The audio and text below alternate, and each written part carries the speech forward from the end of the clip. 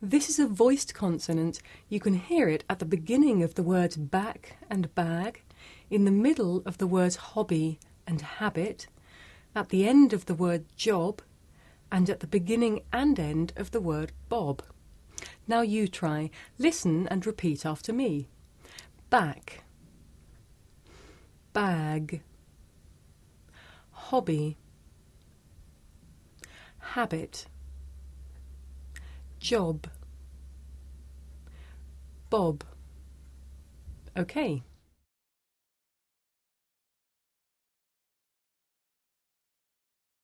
For speakers of some languages, it may be difficult to tell the difference between this voiced sound and its voiceless partner, the one that you can hear at the beginning of the word pack.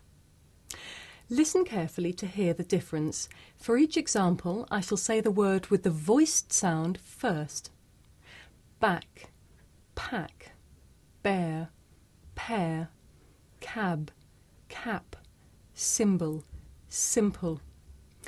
Could you hear the difference? Now let's look at the difference. Watch this.